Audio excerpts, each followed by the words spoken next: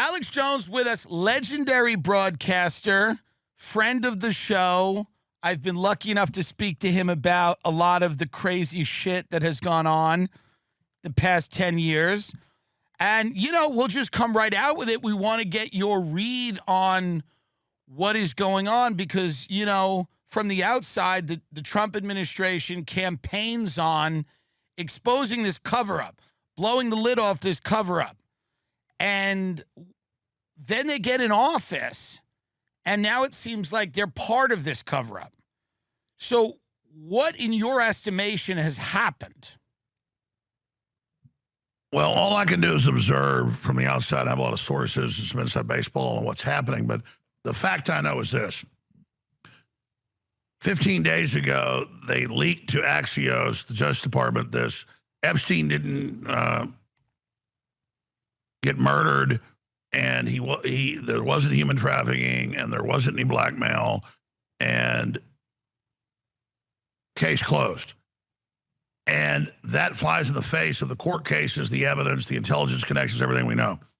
And then I came out on that Monday, 14 days ago, and I said, this isn't Pam Bondi. And I'm not defending her. I agree. She's in over her head, like you said. She should go back to policing jet skis in Florida. But then he comes out the next day and says on True Social, no, we need the FBI to move on. I told him to do this. And the next day in a press conference, he chews out the reporter when they're talking about all these issues, saying, how dare you desecrate the graves of dead kids in Texas with the floods? Shut up. And it's uncharacteristic for Trump. He looks scared. He looks concerned. And then all the other Truth Social posts about if you ask questions, you're with the Democrats, and this is all a Democrat made-up hoax, and you're just idiots. When all his surrogates had promised they'd bring this out, he talked about bringing it out. So this is Harry-Carry. This is seppuku. For those that don't know, in Japanese, that means suicide. And I had the head of Rasmussen Polling on, the best polling agency, the most accurate on record today. He said Trump has lost 14 points with independents, 5 points with his main base. Like Steve Bannon said a week ago, that'll lose him, before Rasmussen reported it, his dead reckoning was right, 40 seats probably in the midterms in a year and a half. This is Trump self-harming. And from all my research, he knew Epstein, there were socialites, all that, but they would have already used this, the deep state. They had something. The Jane Does they brought out turned out weren't even real people. They'd said that Melania was a hooker that Epstein introduced to her at a modeling agency. We looked into that. It was Trump's modeling agency. That wasn't true. So they're kind of regurgitating all that on one hand. So why did Trump act so panicked, deer in the headlights, and come out and say, there is no list. Okay, there is a list, but you're still an idiot if you look at it, to, okay, we'll have Pam Bondi release the grand jury transcripts from Ghislaine Maxwell that Comey's daughter ran the cover up on, and the Epstein case 6 years ago where he died in jail. So you couldn't do a bigger Streisand effect. You couldn't come out and say, I'm more guilty than what he did. And my loyalty is to the truth. I'm actually autistic about it. I can't, even if I want Trump to succeed and Democrats are my sworn enemy trying to put me in prison, I'm just like having to report this, that this is beyond insane. Yeah. And it's like Trump blowing his feet off with a 12-gauge shotgun. Well, we know that this was not only a blackmail operation, but it was also a money laundering operation. And we know that Jeffrey Epstein was working for billionaires like Les Wexner and many others. And we know that there's been a lot of talk about the connections that Epstein had to intelligence, and moving money around the world, making sums of money disappear. Is it a complete coincidence that a lot of this seemed to happen around the time that Benjamin Netanyahu paid a visit to the White House? Well, as usual, Tim Dillon, you're very informed, not just a comedian, and you've nailed it. I don't want to attack Israel. I'm not a big Israel hater, but Netanyahu is, in my view, the villain of the last 25 years in Israel, in and out of power. It definitely is the cliche of Israel trying to manipulate the United States' internal politics and foreign policy, particularly in the Middle East. So definitely Netanyahu's heavily involved. In Ghislaine Maxwell, who was convicted of human trafficking, though the new memos, and Trump says there is none of that. Well, then how is she convicted? Her dad, Robert Maxwell, was on record Mossad, buried Mount of Olives with military honors and MI6 and Russian intelligence reportedly, fell off his yacht when all this came out. And just like when he died decades ago, all of a sudden billions of dollars was sucked out of his bank accounts. And so from my evidence and research, it's pretty conclusive. Epstein was a junior to Ghislaine, who took over the family MI6, CIA, Mossad business, because that level, they're all interconnecting. And it was more than just trafficking underage girls. That was kind of like a side hors d'oeuvre or little rider. The larger issue was money laundering. And then now the Democrats have honed in on this. I said months ago and weeks ago that, Trump needs to not just call for the grand jury stuff to be released or the stuff from her trial or the trial that ever happened because Epstein died in custody there in New York in that detention center. We should demand the billions. It was 1.1 billion right after he died, but it was actually over $1 billion when he was in custody 5.5 years ago in New York that was sucked out of his business account. And so we know that's at the Treasury Department. So now Senator Wyden and others, as I predicted a month ago and 2 weeks ago, before this broke, I said Trump should release it because I could see that's where it's going. Where did the billions of dollars go right before and right after he died? And so I agree with you, very astute. I was going to make that point. This isn't even so much about human trafficking as it is about the money laundering that was going on. And then you've got Bill Barr, whose dad, Donald Barr, ran the school that Epstein at 20 got hired with no credentials to be the top math teacher. And then Barr was OSS CIA, his dad, Donald Barr. Then Barr was CIA, kind of the head of Iran-Contra operations at the White House. And then his dad, Donald Barr, writes a book about space relations, about aliens on a planet that kidnap human girls to rape them. And then they train humans to enjoy it and join them in the raping of children. This is beyond crazy. And he hires Epstein to do all this. And so, yeah, Trump had beauty pageants and Trump had casinos and Trump had golf courses and Trump, was involved in sporting events. And so I thought, well, if they ever had anything on Trump, they would have brought it out as they tried with a bunch of nothing burgers in 2016 and 2020. But now that he acted like this, I think the jury's out. But where the jury is not out is on the majority of people on the plane, on the flight logs, are Democrats, are big power brokers like Bill Gates. And we know some people in the Trump administration have been heavily implicated. I'm not going to name names. And so you nailed it when you brought up Netanyahu. So let me, if you've got time here. We have all the time in the world. I just want to add, when Bondi said we have 10,000 hours of video, she said we have 10,000 hours of video. I had dinner last week with the vice president. He told me that was commercial pornography. They do not have videos of any powerful person in a compromising position. That's the party line that they're going with. If that's the case, why would Pam Bondi call it evidence? Why would she say it's evidence? She's not an idiot. She's the attorney general. Why would she say she has files on her desk if none of these implicated anybody? It just feels like they're covering something for sure, 100%. And I feel like they're telling a story, and the story doesn't make any sense. Perfectly said. So, again, there's so much data I have, it would take 100 hours, but we'll go as long as you need. Here's what I'm trying to say, Bill. There are two main tracks here. Okay. Incompetence by Bondi and Patel and Bongino, or a mix of that, or pure cover-up. But undoubtedly, there's a cover-up. So here's what we know from the timeline. And I'm not trying to gonzo journalism, write myself into the story. I just do this 7 days a week. So I broke most of the different developments that happened in the last 6 months. So here's what we know, and you give me your conclusion. Trump's surrogates say they're going to release it. They get in March, they're given this old Epstein information at that press conference with the stupid binders. And a day and a half before that happens, I have O'Boyle, who is the main, one of the top FBI whistleblowers, exposed so much. And he says, my New York sources say they've got massive Epstein videos and files that the Democrats are suppressing and not giving to Trump. And Bondi's been set up. We're meeting with her tonight, my sources are, and she's going to expose the fact that she's been set up. The next day, she comes out and on the cover sheet of the binder says, this is phase one. I learned there's a lot more in New York with Comey's daughter and Comey running it, which we know control the file the whole time. If they don't give it to us in 24 hours, we're going to go grab it. 24 hours goes by. They go grab it. The head of the FBI in New York resigns. The guy that said dig in, don't do it. And then they're given these files. But that's the setup.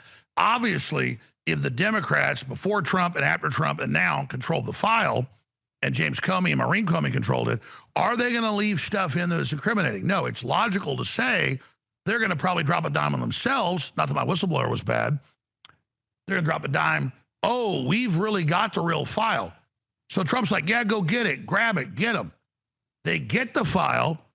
And then I talked to FBI sources, multiple ones, Carl Serif and others, showed me the text messages. This is in late March, days after. That indeed, the way the FBI works, the top of the FBI doesn't do investigations. They get the truckloads out of New York. They send it all over the country to field offices and say, do what you want. Then the FBI, we confirm this, looks at it. It's got all this stuff about Trump in it, whether it's true or not. Bondi and them come back and say to Trump, it's got all this about you. Then you see the deer in the headlights interview 2 months ago with Bongino and Kash Patel on Fox, where they look like they're hostages. They're like, no, you can trust us. He killed himself, and Epstein acted alone and didn't do anything, and case closed. And I said this before Trump said it a week and a half ago. I said, Trump has learned, or this is a big possibility, they've spiked it with poison pills. They're not just going to take out bad stuff about them.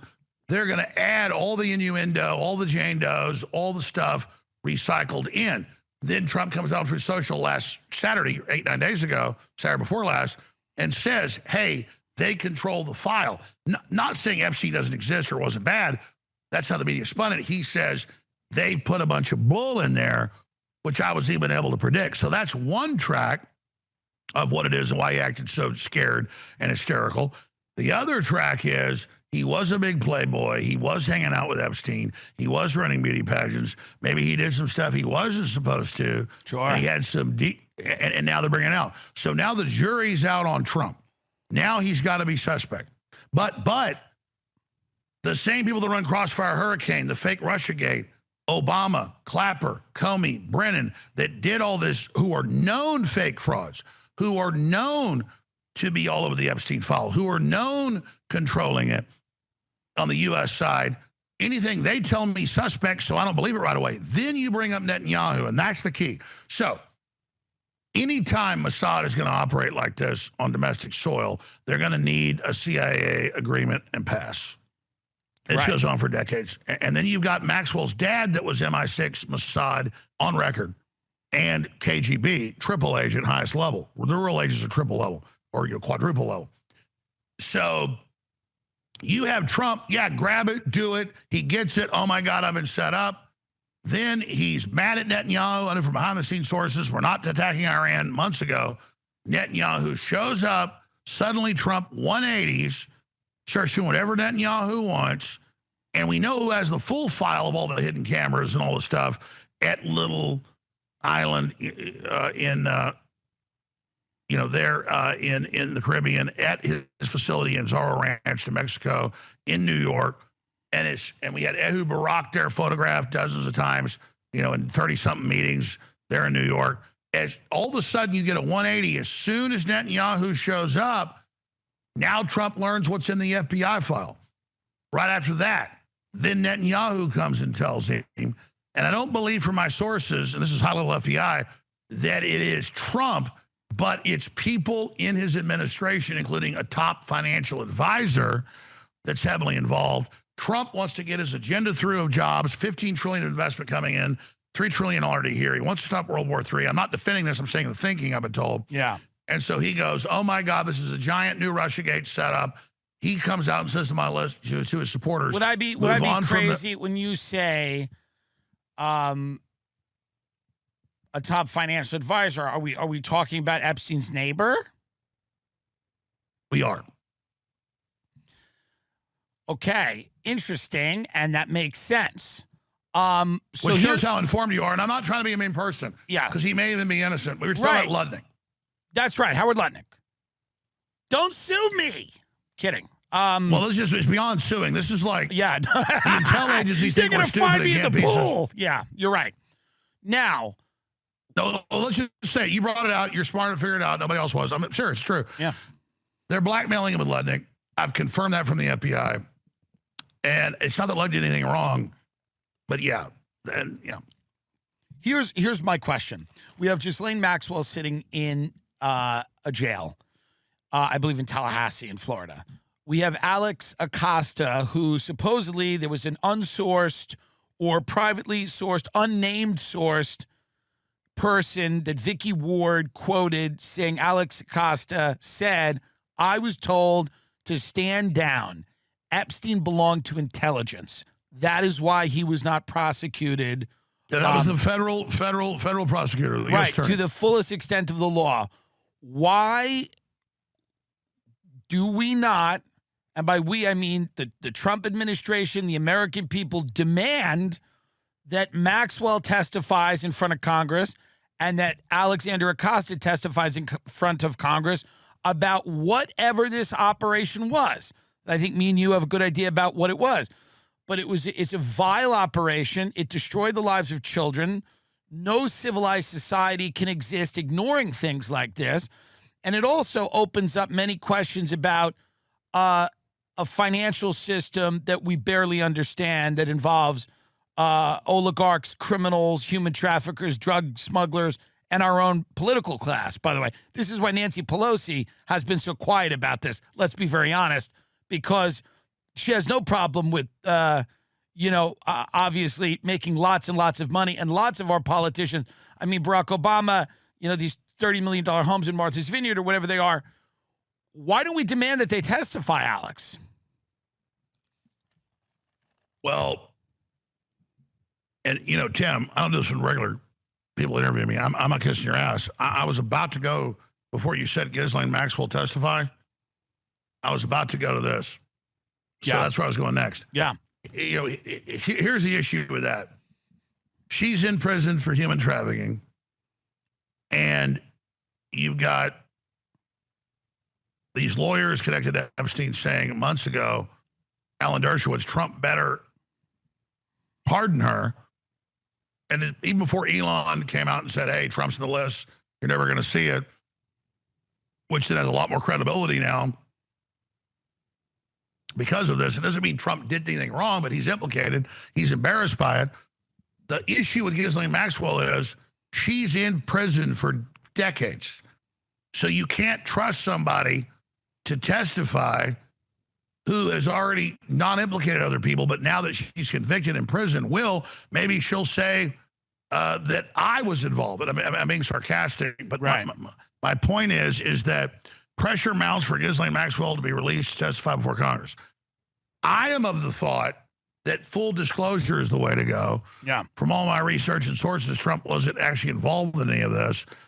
And they're going to be able to continue to blackmail if they don't. So I think justice be done by the heavens fall. But the thinking is, if they implicate all these big tech titans like Bill Gates that was heavily involved in all this, and his wife left him over it and said he should have to answer those questions. I'm not saying what he did. If all these Silicon Valley people come out and things, Trump's being told this will crash the stock market, this will bring down America, this is a setup, and I'm not defending that decision, but I can logically, from a sick position, get it. I agree with you. I think the world will think we're back in business if we actually exercise all these demons, because this stuff's going all over the place as well. The EU's been caught in giant pedophile rings of government. This is driving people insane, and I think it's justifiably so that people at the highest levels can get away with stuff like this and that it can be covered up forever. And I think a lot of people... It's the two-tier justice system. Right. It's emblematic of everything. Yeah, it's emblematic of everything.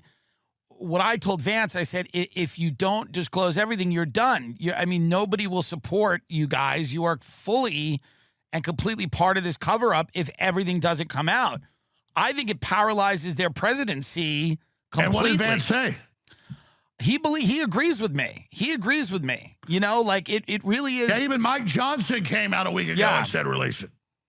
I mean, he agrees with me. The calls are coming from inside the house. We know that Benjamin Netanyahu shows up. We then immediately see an about face, which is completely crazy, by the president of the United States. And again, I'm not a paranoid Israel hater, but their activity over the last 6 months is completely insane. They're bombing churches. They're starving people. They're shooting people that are... They bombed Syria today. But here's the deal. Yeah. Here's the deal. I've studied who the main threats to U.S. Communist China, big financial interest. I'm the guy that everybody said was defending Israel. No, I was just saying they're not the most important bloc. They're varied. But yeah, absolutely. Because we've knocked out the Democrats to a great extent, because they've cut off the U.S. aid money and the deep state money, Israel, with Netanyahu, sees a power vacuum and is definitely trying a hostile takeover of the administration. So that's 100% going on. Are you worried about these connections with Palantir, with using technology to Palantir technology to merge all of the different departments, so that if you have information on you with the IRS, that's now merging with your arrest record, and if you've attended a protest and whatever the case may be. We see in the UK people are getting sent to jail for tweets. We see all over the world, and we know, of course, the Chinese social credit score system. This feels a lot like a precursor to that. Steve Bannon has said that he thinks that these tech people are the biggest threat to the stability of the United States going forward, because they have their own agendas that they're cloaking in this MAGA movement. Do you share that view? And do you think that Trump has allowed these people to get a little too close and exercise a little too much power in the White House? Yes, I think Palantir is a threat. And then I've been criticized by people that just want to try to make scores by being nuanced about it. Let's explain what's happening. Oracle, who's also in with Trump, which is a bigger threat than Larry Ellison's, way bigger than Palantir, Microsoft, and Amazon. People think of Amazon as packages. No, Amazon runs more servers for the CIA, the NSA than anybody. Then Microsoft is second. This is like a fact. People can look this up. They've already integrated all the databases. They already have all that. Peter Thiel and Alex Karp, who said, Alex Karp, I help the EU censor conservatives. You know, my main threat is Christian conservatives, just like talking about starting to fight. So I'm not an apologist for Palantir, but to my listeners, I've got to give them a real answer. So you notice the New York Times, the Washington Post last year were all about Palantir, and it doesn't mean Palantir isn't an issue. It's that, why does everybody know about that? Because the corporate media started it. So Palantir has come to Trump and is a big backer of Vance. I'm not saying he's bad either. Right. And they have said to Trump, we know how to come in and tell you what's really going on. Let us have the ring of Mordor, and we will fix all your problems. And my point is, they are a small little tech who wants to come in and has the technology to do what's already been done. Right. So the idea that this isn't already integrated, that it is Amazon, Google, and these other groups, Amazon, Alphabet, those companies, whatever it is, Meta. Yeah, well, yeah. I mean, Alphabet's above Google, exactly. Right. So it's Google, it's Amazon. It's Amazon. It's all.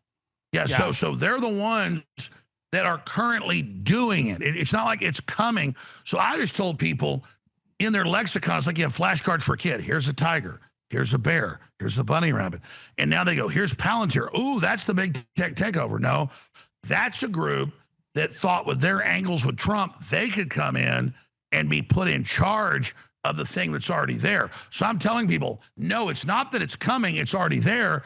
Palantir is just as dangerous as Google or as its parent company, Alphabet, or as Microsoft, or as Amazon. It's Microsoft, Google, Amazon. And I'm saying if you look at the statistics, they're 90% of it. The grid's already there. Palantir is a usurper, an upstart.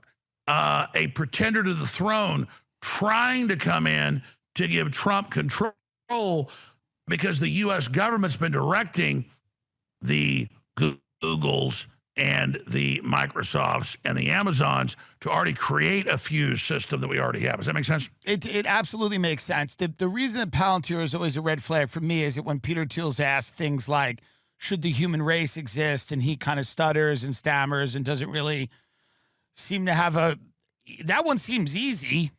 And he doesn't really have an answer for that. He's also suggested things like maybe people went to Epstein's island because they wanted Epstein's like advice on their divorce and stuff. Huh? It just and he seems, also says, we need to do what I'm doing to stop the Antichrist. Right. So it just feels to me that yes, they are part of a very large group of companies I don't trust. But it is worth noting that this company is, they want to start helping to surveil Americans more than they already are. I mean, that's sort of, or help, concentrate the information or help merge. Let's be clear. You hit a key point. You hit a key point. Google 6-7 years ago wouldn't even give the Pentagon access to AI, but they give China that. So that's the key you just hit.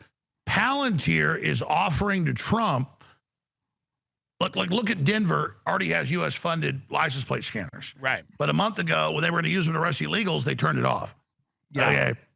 So Palantir is offering to use the grid that's already in place for Trump's aims. So what I'm trying to say is it's not a defense of Palantir. It's that we're saying we're in the year 2025. Yeah. We're in the year 2050. I'm saying it's already there. The Palantir thing is a fight about Trump coming and saying, okay, I'll hire you to explain how this works and give me access. I'm saying it's already all there. No, and I understand that. And I think that I don't trust Elon Musk. I don't trust any of the, I don't trust Sam Altman. I don't trust Mark Zuckerberg. It's not because I believe they're inherently evil people, or although they say some things that are inherently evil. I believe their agendas are radically different than if you took an American off the street and said, what are the things you value? Very few of them are going to go, we want to terraform Mars and merge with AI and destroy the human race and all of this stuff. So I do think that the tech community, it's important to have a thriving tech community, but it's important to not turn our country into a digital police state or a Chinese-style surveillance state.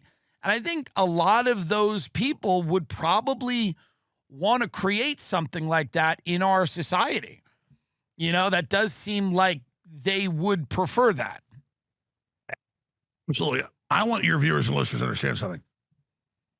Let's just say Palantir is the most evil thing on earth ever seen. It is the devil. Why do we all know about Palantir and not the other ones? We don't know. Yes, you're right. We don't know about Microsoft, Google, and Amazon that are 90+% of the grid that's already there. Right. So we're all learning about surveillance and AI and social credit score and biometrics and social credit. We're already doing it. They're just bidding to get into the trough. Understood. As a junior. And so I oppose what Palantir's doing. And everyone else. I oppose everyone else. Of course. I'm just saying it's become a distraction into only them. Understood. Disclosure. Your sources, people that you know, how damaging is this if this all comes out? Do we think that this is a watershed moment for the United States and, Israel? Does this come out that this is what many people feel it is, which is a Mossad CIA blackmail up? Or is this basically not, we're never going to definitively know that? Or will we we have a lot of conjecture. We have a lot, gun to my head, that's what I believe it was. There's enough evidence in my book to say that's what it was. But is the disclosure, not only will it be embarrassing to people, but is it going to suggest that one of our allies has been using these types of methods to gain leverage and control over our politicians? And is that one of the big reasons that they do not want it out? Well, that's all true. I mean, look. Monica Lewinsky was a Mossad operative. Really? It's come out. I didn't know that. They were tapping the White House. So And they don't want to hit us on some big corruption deal because a bunch of Israeli operatives are involved in all the corruption with our people as well. Right. They want to hit you on some limited little sexual thing. And so, yeah, no, I mean, absolutely, Epstein was mainly a Mossad operative. Ghislaine Maxwell, her dad, all Mossad on record.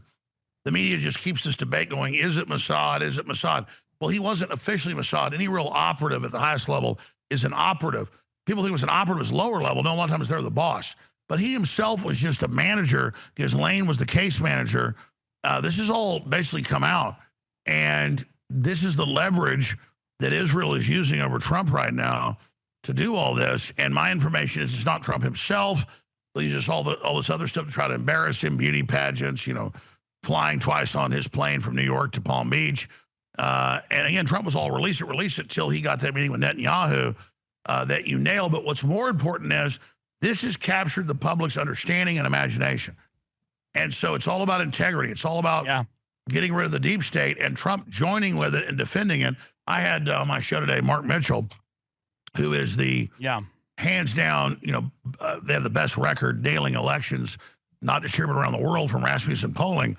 And, you know, he said, I'm not a Republican or Democrat, but I care about the voters and freedom in the future. And he said, I mean, again, the exact number is like 14 points lost with independents. It's a collapse. 5, 6.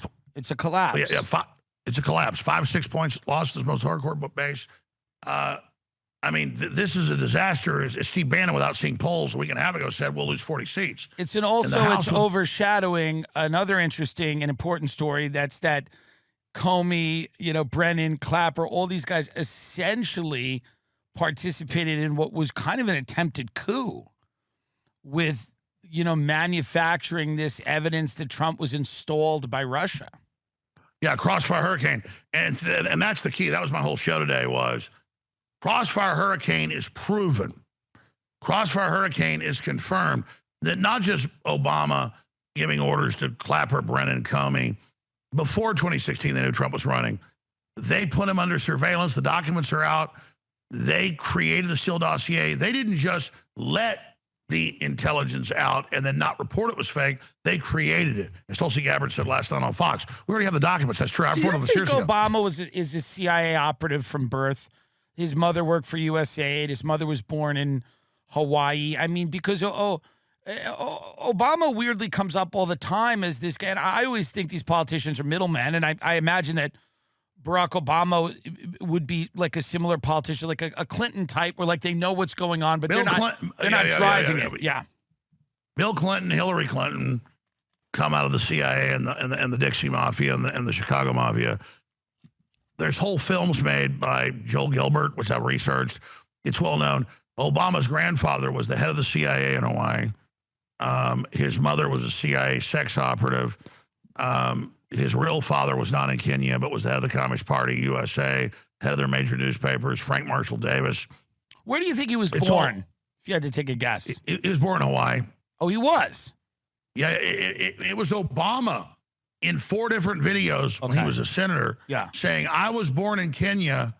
I'm back in my home country as a fake cover story. And then that guy, you know, that sub-Saharan Africa that looked nothing like him. You look at Frank Marshall Davis, it's him. And he wrote in Dreams of My Fathers, I spent summers with Frank Marshall Davis in Hawaii.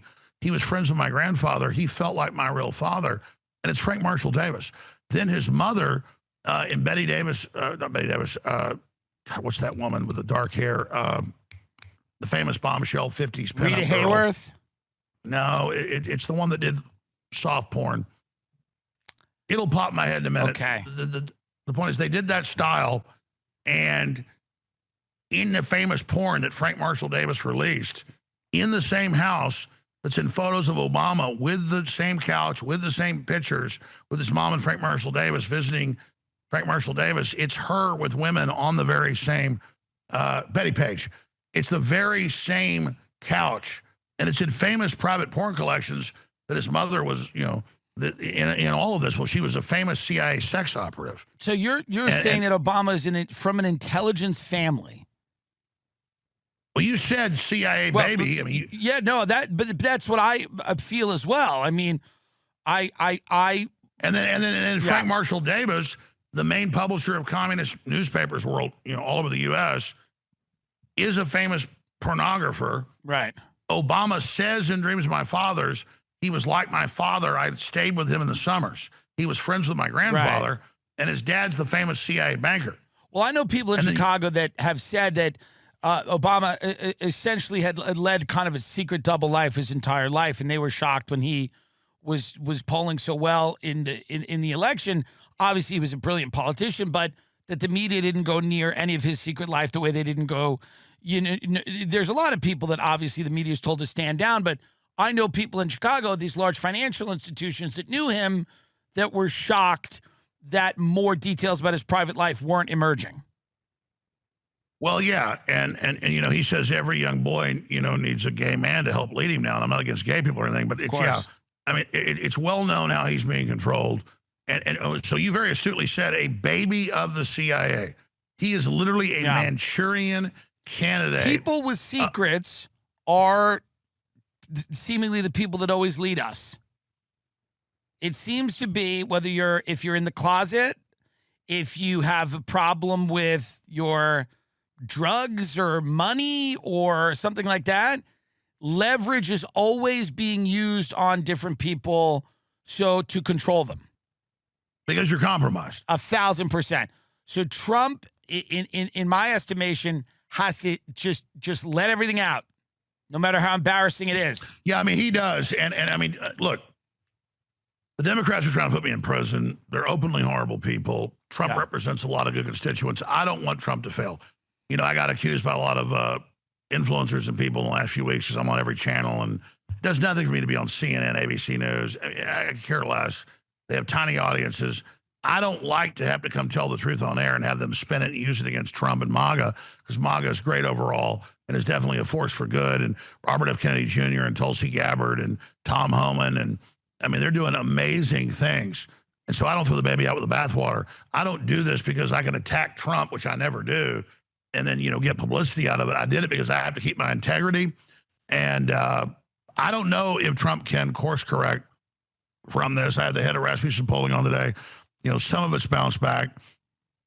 But, you look at bombing Iran, you look at Israel, you look at Kennedy got it where they were going to take fluoride out of the water. The DOJ blocked the lawsuit that banned it to keep fluoride in the water. Kennedy blocked basically glyphosate. The Trump administration's keeping it. It's almost like the Trump admin brought in Kennedy so he can menace the chemical companies and Big Pharma, and then Big Pharma will just come make bigger donations. And I don't know. I'm going to say something very interesting. I think obviously poisoned food in America needs to be dealt with, but Kennedy was talking a lot about these vaccines that were mandated and had a lot of adverse effects. Pam Bondi is now not following up the Pfizer thing that you maybe know more about than I do, but I saw that briefly. Her and the White House chief of staff run now, only 10 years ago didn't exist, the biggest consulting firm, and their main client's Pfizer. So Pam Bondi and Susie Wiles, who's the White House chief of staff, run a consulting firm, and their biggest client is Pfizer. Well, that's not great. And even today, the lawyers came out, all the people involved, even in Congress, and said that Kennedy's not even being consulted now. So people get pissed at Kennedy. He's like, yeah, we're banning that mRNA shot. And then the White House somehow overrides it. And I'm not, it's I think Bondi Kennedy, from people that I know, I think Kennedy feels like he's frustrated. I also think, yes, get the poison food out. But also, Kennedy was coming in there saying, listen, we had these mandatory vaccines. A lot of them had adverse health effects. And now that's not being talked about. Everything's about food dye. Now, by the way, get the food dye out, sure. But let's not indemnify companies like Pfizer and all these people going forward. I mean, big pharma's it's the biggest. Well, that's I mean, the big HHS, Dr. Robert Malone, inventor of mRNA that violently exposed it all. He came out today and said, no, I've seen the documents. The FDA and all of it authorized these new mRNAs. They literally didn't even consult Kennedy.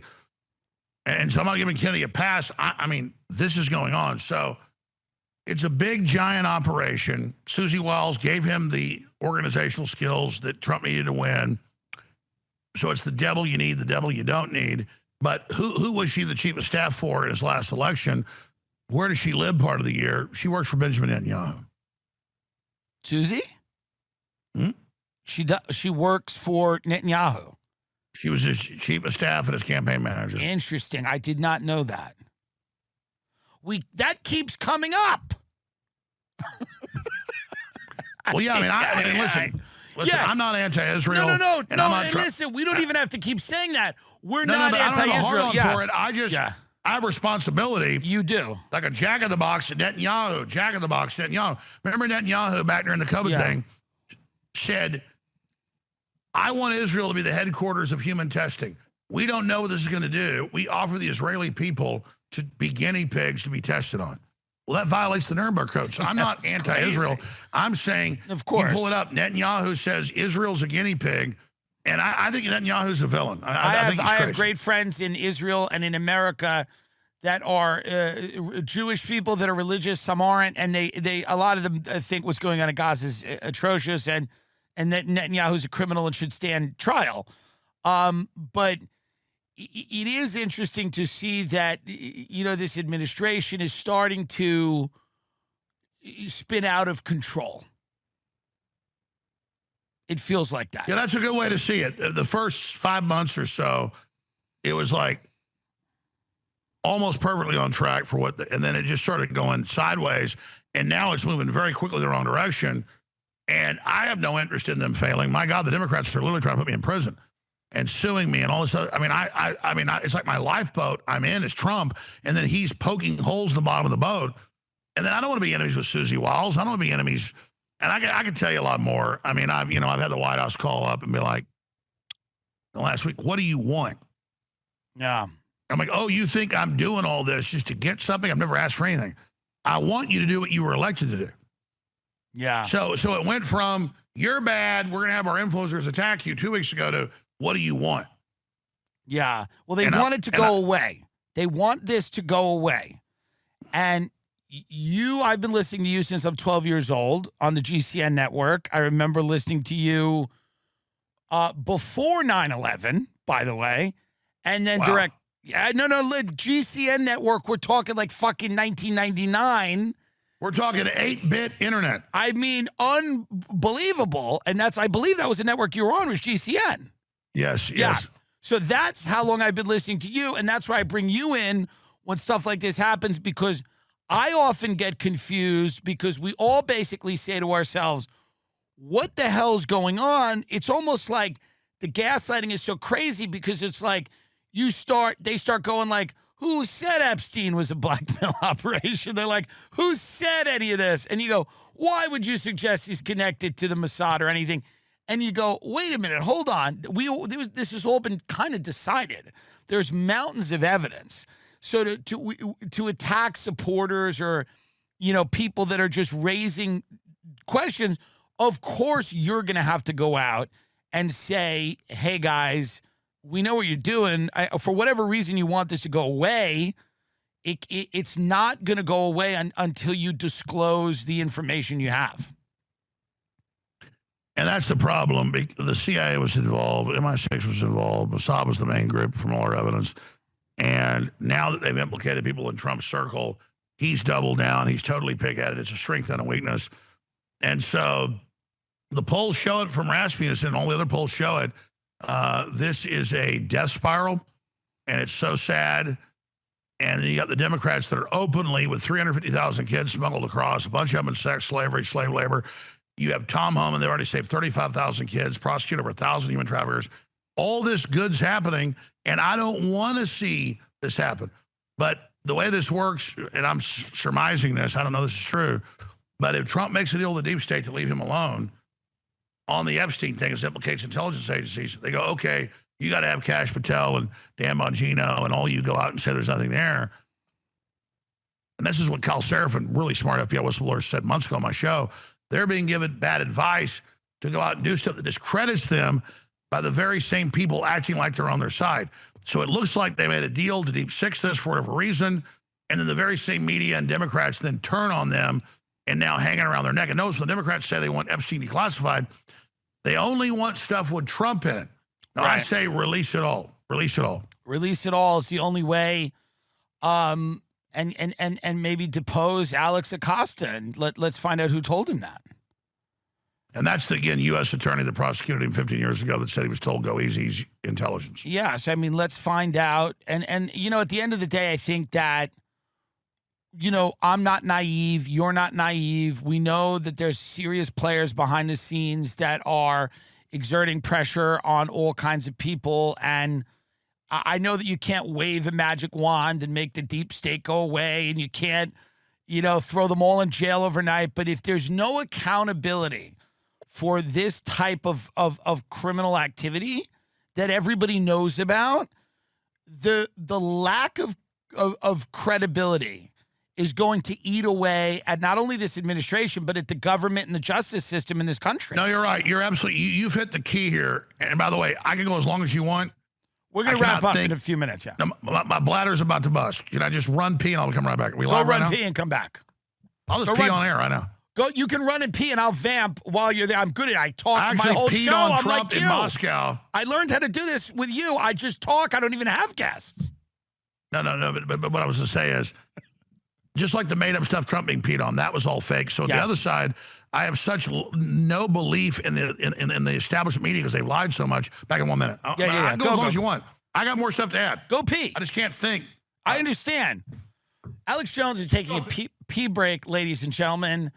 And now it's time to tell you about Athletic Greens, the company that dropped me for talking about Alex Jones. I did one ad on my show about Athletic Greens many years ago, and we did it from Alex's studio, and they dropped me. So here's what I'd like to say about Athletic Greens. You know, one day my friend took Athletic Greens, and he died. He put Athletic Greens in a water bottle and shook it up, and then he drank it, and now he's dead. Athletic Greens killed my friend. I don't know why it happened. Maybe it wasn't Athletic Greens. Maybe it was just some type of a random medical emergency. But I bet it was the greens. He was frothing at the mouth. He goes, "Oh no, what's happening?" And there was green stuff was coming out of his mouth. He was going, "I can't believe it. It's Athletic Greens. I'm dying. It's killing me. I knew it was fake." This is as he's dying. He goes, "I knew it was fake anyway. You don't get healthy by putting a vial of green shit in water. It's a lifestyle. I knew it was fake. I just thought I'd take the easy way out." And then he just started going, and he was having a seizure because of Athletic Greens. Now, I'm just saying, they can sue me, I'll sue them back. But I'm just saying it's a comedy show. Everything I'm saying is a joke. Of course, obviously, full disclaimer, it did kill my friend. They did drop me. We tried to get them back. I performed at Carnegie Hall. We said, how about you guys come? We'll give you free tickets to my show. We're sorry. Who do you think's taking Athletic Greens? Do you think they're all offended by Alex Jones? Who do you think these people are that drink this? You think they're offended by this? All right, thank you. Thank you. Welcome back, Alex Jones. I was just shitting on an advertiser who dropped me because... No, you're talking about Athletic Greens. Yes. I took Athletic Greens and my dick got 3 feet longer. No, they dropped me. They dropped me because I said Athletic Greens on the show with you years ago. No, so they're terrible. I got an earpiece in when I ran Okay, all right. But back to the incredible thing you just said. Yes. Yes, this is a benchmark deciding issue because they killed Epstein, all the cover-ups, people learned about it, and then now Trump made it a big issue, and I'm stating the obvious here. So him saying, don't look at it, don't talk about it, he's not that stupid to do something like that. And so the whole thing makes no sense. It is a disaster. We need change. He's brought in a bunch of good people. It's so sad, but because of integrity issues, I can't sit here and play along with it. And all the evidence points towards Mossad blackmailing Trump. And I just wonder, how we're supposed to get out of this. And I hope he can fix it because, normally a incumbent president that wins the first election, they lose the House and Senate.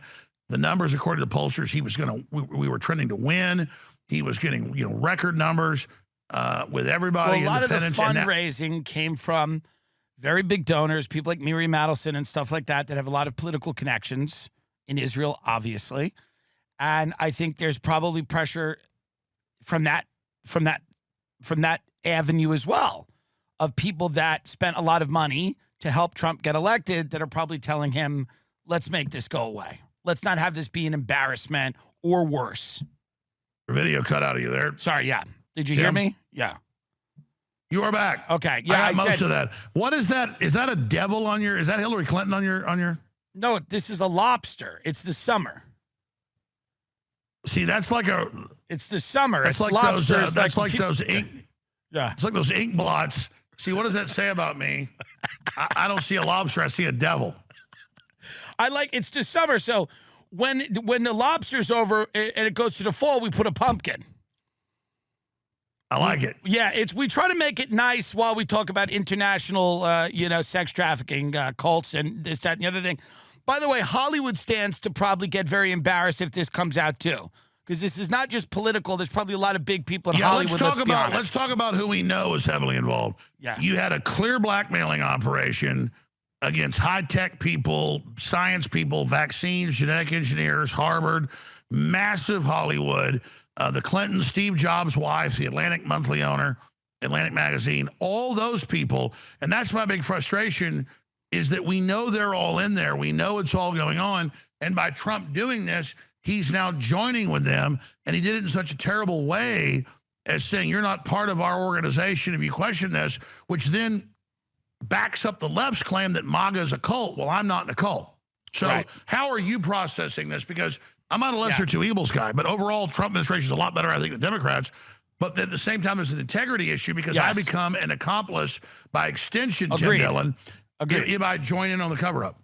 Agreed. I process it the same way you process it. I think securing the border, having having the American working class regain ground, and trying to provide a standard of living for people and not opening the borders.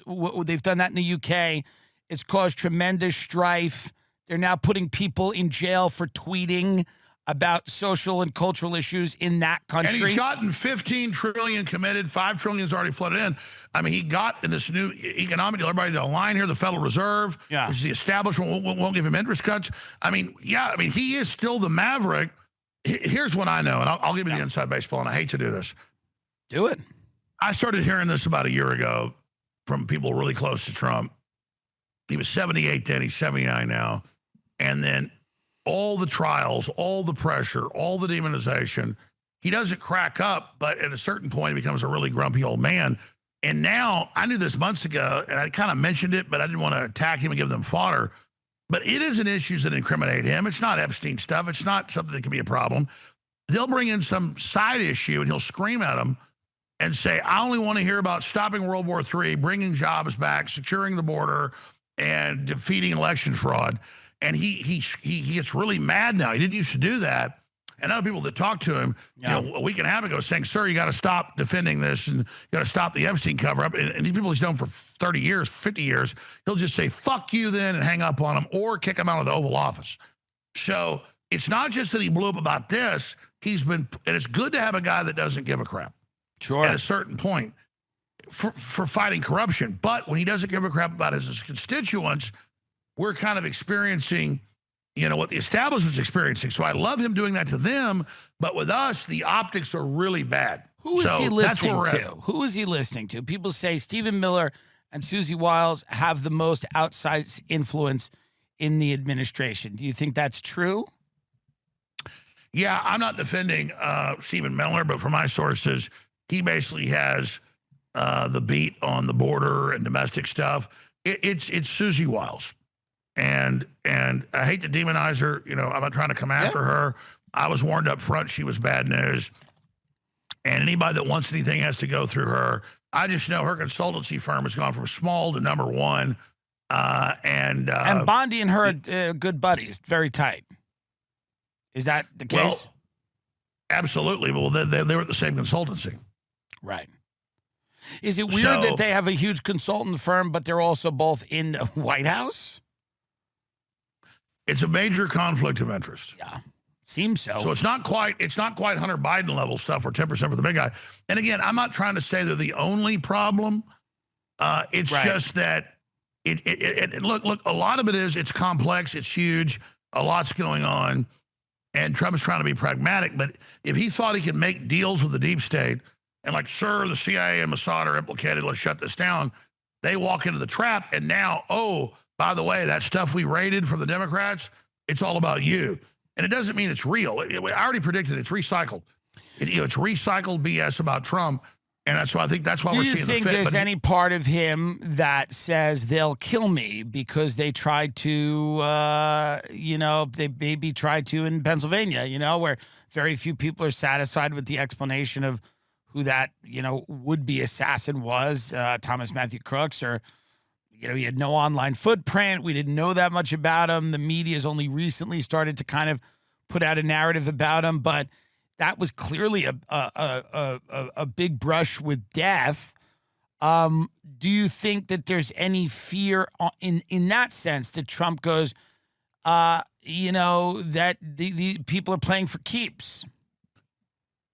I mean, I think that's at the end of the day. I mean, I think overall Trump wants success for America, and he's pragmatically trying to pick the best direction. But there's a new video out that's viral everywhere about, look, on July 13th. I just saw that, yes. On July 13th, you see the film crew being waved up after he's shot. It shows as a production. Well, anybody that's been in a presidential speech of Trump or Obama or any of them, which I've been to, or Bush, W, or any of them, I've been to all those, you have the Secret Service directing press up, directing press back. They tell you when you can be there, when you can't. He gets shot, he falls down, they wave him back. He pops back up. They let the press in. These are TV productions. So people seeing that production and then thinking, oh, it's fake. No, the whole thing is a production. But I know ballistics. I know rifles. They didn't have real people shooting at him, and then they just perfectly grazed his ear. Right. And you can't fake real like that. You can't fake the acoustics of another shooter or a guy getting killed or other people getting shot in the background. I mean, the greatest directors all fused together. Steven Spielberg, Francis Ford Coppola, anybody, right? Scorsese. Nobody can do that. Nobody can, carry that out. That was real. His ear got grazed. The Democrats hold up the cartridges in the bullet and go, something this big hit you. No, it's this big. And when it grazes you, that's exactly what it does. And because, long story short, I got shot with a 22 caliber pellet gun when I was 11, and it hit my ear and bled a lot, but the hole was closing like a day. Just went right through the side. I had the same thing happen. A kid named Mike Hamby shot me. It was an accident, but the point is that my grandmother's ranch. The point is, no, that was real, and all the lawfare and all the indictments and the mug shot and the persecution I've gone through was real. And because of that failing, and because of what happened, they're now trying to spin that and make it go away. But people then see, oh, they push the media back. Well, if you go to any debate or presidential deal, they tell the media come forward, they tell them come back. And then once Trump pops back up, they're like, okay, he's okay, you can come back forward, because they're producers. They're filmmakers that run this, that are trying to get iconic shots for videos or put out for Trump. And so they all see him shot, they get scared and run back. Then he pops back up. It's normal. Okay, they creep back up, bring the cameras back up. You got a bunch of Pulitzer Prize-winning photographers there, but they've got to do what the Secret Service says. So people go, oh, that's a production. Well, when Trump goes to the NFL game or the World Cup game, that's a production. Doesn't mean the game didn't play. Doesn't mean it wasn't real. So yeah, it is a production, but it's a production that is of a real event that's happening. Before you go, what do you think Netanyahu wants? I mean, they bombed Syria today. The Gaza thing's insane. They seem to be hinting that they're not done with Iran.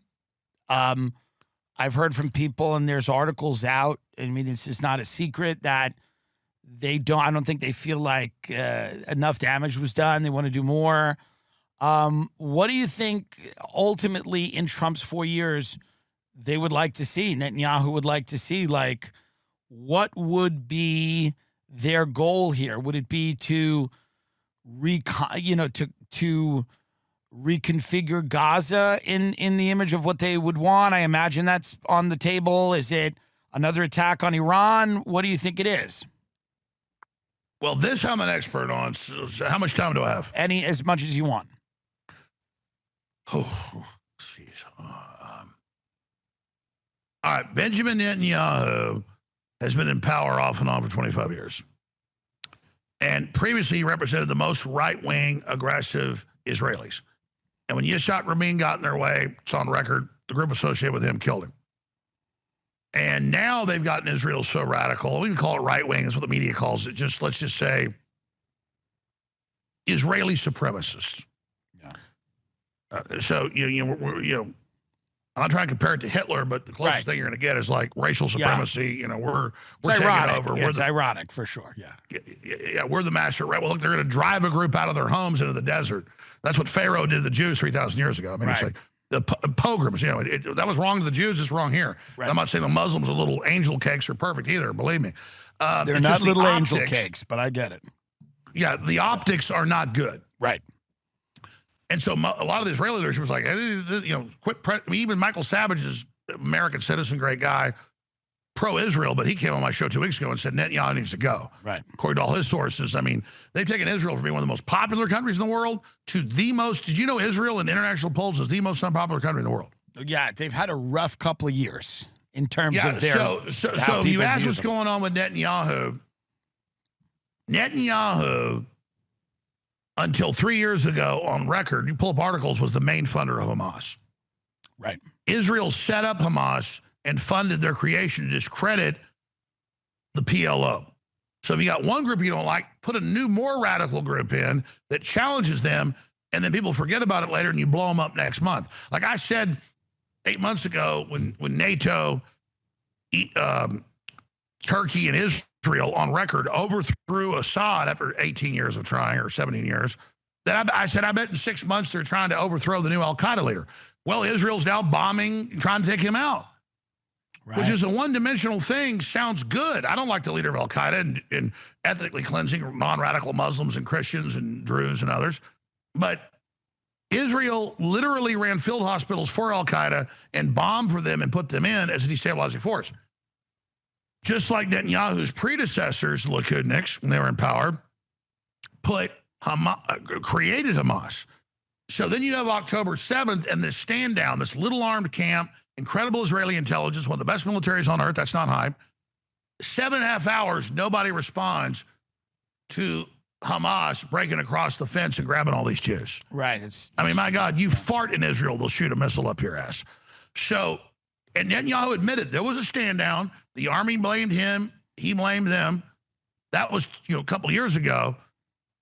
And he said, when the war is over, we'll investigate. Well, for Netanyahu, in power 25 years, serious heart problems, indicted, he stays in power by having crises. Right. And so it really comes down to him and his party. And they can't have elections for 5 months under emergency declaration. They can't even have elections because of this emergency. So he stands to gain. The weapons makers stand to gain with billions a week in weapons being spent. Iran's no angel cake. I'm not defending them, but if you go back to Wesley Clark 20-something years ago, he goes to the Pentagon, which is declassified now, and they go, the next 5 years, we're going to take out 7 countries. Iran's the last. Well, they got Syria 8 months ago. The last one is Iran. And it's not just about getting that Gaza Strip. Right. Under international law, Israel gets 12 miles out, and they've got one of the biggest gas fields undrilled because of the conflict. I mean, it's more rich than, off the coast of Texas or Louisiana. And so there's trillions of dollars, and they've already built a pipeline up through there that goes up to Turkey. So Turkey is involved. Erdogan acts like he doesn't like Netanyahu. Those guys are they're Siamese twins. They're joined at the hip. And so it's all, and the U.S. is involved, wants to act like it's not because it wants to stop the Belt and Road out of China and all the way through into Russia and Europe. They want this other pipeline they're building up into Europe out of there, and there's gas all the way up from Israel, Lebanon, Syria, all the way. And so Israel wants to build the main industrial shipping hub for shipping liquid natural gas and the pipeline up to Europe. It's got probably more gas than frickin' Alaska. I mean, it's got more gas than Kuwait, more gas than areas there where Russia intersects with Ukraine. This is one of the richest gas fields in the world, trillions and trillions of pure liquid natural gas and oil that's near surface, by the way. It's not deep. And so it is a gold mine. So you hear Jared Kushner, oh, I'm going to build condos here. And, you know, these weird AI videos with Trump, oh, it's going to be so beautiful. And Saudi Arabia wants to come in and offers to pay to make it all nice and, you know, give all the Palestinians jobs. That's all a cover. The hotels and the swimming pools and casinos are nothing. It's that hub, because the southern hub, you can say, well, there's natural gas all the way from right there in the Mediterranean up to Syria, but you got to have the hub at the start of it for the pipeline to come up out of Israel. Right. And so this is not even debated. So we're talking, they're saying like $7 trillion in current numbers just off the coast of Gaza. You add it all up, it's over 20 trillion. You can leverage that. Then you have the military control. Israel has never actually, other than up by Tel Aviv, they've never had a proper port. And so this is about strategic alliances and control and blocking China. So I don't want to just blame Israel and all the Israel. Yeah, no, for sure. Israel. It's all about the U.S. acts like Trump. Oh, please do a deal with Gaza. Bomb, bomb, bomb, bomb, bomb the next week.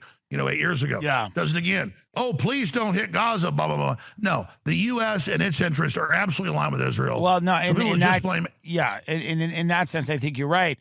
What is the end game in the Ukraine? We are still cutting big checks. We're still spending a lot of money.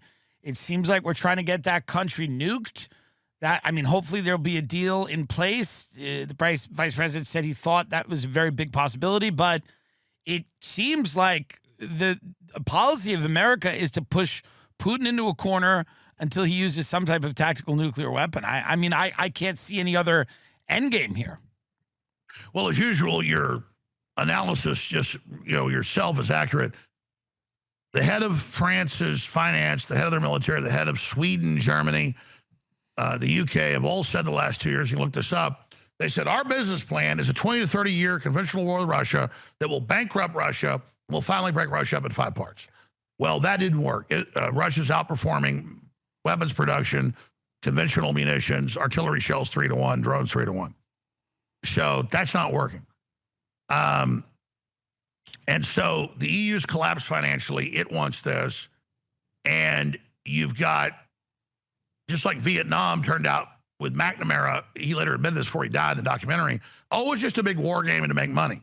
They wanted a place where they could have won very quickly bombing the North. They could have won, destroying it, but they never did that because it was just a way to pump. LBJ made back then, made $20 billion, $3 billion himself. Right. Just off dredging out the ocean and, putting in ports. So it's all a giant war game. And you've had for 15 years, the U.S. and Soros overthrowing governments in Ukraine, stirring it up, poking the Russians. Yep. And then they don't care. As long as they can keep it going, they've laundered $300 billion in just the last few years, and it's all a big weapons laboratory. And so to them, they don't care.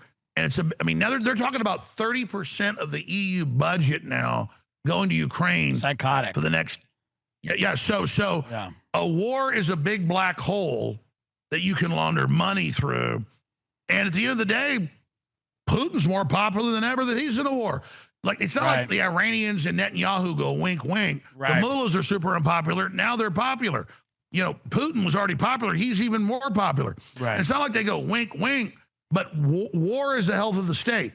If you go back to the movie on Henry VIII called The King, which is a true story, he finds out at the end that his ministers have a rebellion in England with the Scots and the Irish and the Welsh, which is all a true story. These letters are public now. They've been public for hundreds of years. And his French cousin, they're really all just Norman from William the Conqueror. They're not even French or British. They're all really Vikings that conquered France and England. And they don't tell the new young king because his other brother, died. So they had to have him when his dad died. This is a true story. And so he goes and has to have a war with France, and all his buddies die. He wins. And this minister comes to the end and says, you did a really good job. We staged all this. That's why he meets with the king of France. Yeah. Even though he killed his son, he goes, great job. You're really a real leader. And then he meets with the head minister. And the exchequer head goes, we staged all this for you, sir. Now you've put down all the rebellions. You are now the true king of England. And he kills him, which is a true story. He pulls a dagger out because his best friend died and stabs him to death, learning this whole thing was staged. Real people died. It was a real war, but it was totally staged to put down rebellions in France and in England. And now that's how the real world works. Psychotic, unfortunate. I hope the Trump administration comes clean. It's the only way forward. People in this country you cannot have the abuse of children go unchecked. You cannot let foreign governments have leverage over our government and influence that, makes us, completely ignore all of our principles. Not to say that we are passive or that we are little angel cakes, as you would say. We're certainly not. But everybody, we need to get all the information out, and I appreciate you. I think you're doing an amazing job, and I love that you still come on my show, and I really appreciate you, and a lot of people do. I've been begging to come on your show. I wish you'd come to Austin, but let me just have this final point. Yes. These Machiavellians think because they think in all this twisted 10D chess that they're smart. No, it's sick. You said it earlier. This big economist, Martin Armstrong, says we're very close to nuclear war. Rand Corporation does. We understand conquest. We understand duplicitous. But with nuclear weapons and with biological weapons and with 9 billion people, we have to stop the conquest economy. We've got to have real peace. Yeah. And we keep hearing about all this peace, but it's got to stop because it could get out of control. You ask, will there be nuclear war? Yes, on the threat escalation ladder, it goes from 1 to like 44 in the Rand Corporation. Everybody uses the same model. Right. We're at like 35 now. Right. A few more. Remember 2 years ago, Biden said we can't give F-16s and Abrams tanks. That's World War III because it goes up the escalation ladder. We're now to Trump met with Zelensky 2 weeks ago and said maybe we'll bomb Moscow so they'll stop. You see, it just goes and goes and goes. It keeps going. And the elites would rather destroy the world than sacrifice their positions of power. Exactly. They've got their bunkers, like Dr. Strangelove is based on a true story when Curtis LeMay and the chairman of the Joint Chiefs of Staff, L.L. Lemonster, come to the movie came out in 64, made in 63. It's all declassified. And I know Vivian Kubrick and all the inside stuff, but it's films made on it. This is the final thing. Curtis LeMay, the deputy head of the Joint Chiefs of Staff, and the Joint Chiefs of Staff, L.L. Lemonster, look this up, folks. They come in the last year of the Eisenhower administration. Supreme Allied Commander, super hardcore, was mad at the Germans and said, well, there's only food for other people. We'll starve 2 million to death. Wasn't like he was a pussy at the end of the war. They come to him, they say, sir, we're going to bomb our own military bases and shoot down our own planes, and we're going to blame the Russians and said the Cubans did it. And we've got a plan to sneak attack Russia, and we think we'll only lose 20 million Americans in their nuclear response, but if we wait a few years under mutually assured destruction, they'll be able to take us out. And he fired them. Yeah. And then they tried to come back, and Kennedy fired them. That's Operation Northwoods. The movie Dr. Strangelove was leaked basically to Kubrick, and he made the film to show what happened. They were literally in meetings talking about mine shafts and how we could get gross domestic product up. Even in the worst case scenario, they knocked out most of the population. And they came to Eisenhower, and then they tried again. Guess who the adjunct of L.L. Lemonster was? He was only like 27. Donald Rumsfeld. Wow. So when you see 9/11 and the Project American Century, it's the same people. And then Dick Cheney, he brought in. So this is literally the ghost of L.L. Lemonster and the ghost of Curtis LeMay. The movie Dr. Strangelove is a documentary of what almost happened. The Cuban Missile Crisis, declassified. The U.S. put Nike missiles on the border of Russia in several places, including Turkey. Medium-range nukes. Russia put nukes there. I'm not a Russian. Never been to Russia. The point is that we're all told in school books, oh, the Russians put medium-range nukes in Cuba because they're assholes. No, Khrushchev was on TV saying, get your missiles out. But our media was so controlled, nobody knew we put missiles on their border. So it's the same story. It's not the average American's bad. It's not that Eisenhower was bad or Kennedy was bad. We have these crazy, power-mad generals. And now what have we done? We put missiles on Russia's border. That's what Russia said a year ago. They said, you already are hitting us every day with medium-range hypersonic missiles. We can't stop. If you hit us 2 or 3 a day, we won't respond. But if we see a large aeronautic attack of hundreds or thousands of missiles, we have to believe it's a nuclear sneak attack because that's how they can shoot. These things go Mach 5, Mach 10. They can take out all the Russian bases. Most of Russia's weapons are in the West. Most of the Russians live in the West. they say if you shoot a bunch of these, we got to go ahead and nuke you because we've got to believe it's a nuclear sneak attack. That's why we're so close. You ask, are we close to nuclear war? The atomic energy, scientist group out of Chicago, the most respected, that looks at, has said we are the closest to nuclear war. Remember, you heard 2 minutes to midnight? It used to be 2 minutes to midnight. We're something like 20 seconds to nuclear war now. Yeah. So with the Cuban Missile Crisis, that's 2 minutes to midnight means total nuclear war. The last time I checked, we're 20 seconds from midnight. That's your answer. Follow me at Real Alex Jones on X, Infowars.com/show. And I love you, Tim Dillon. Love you, Alex Jones. Thank you so much. Alex Jones, everyone. Thank you.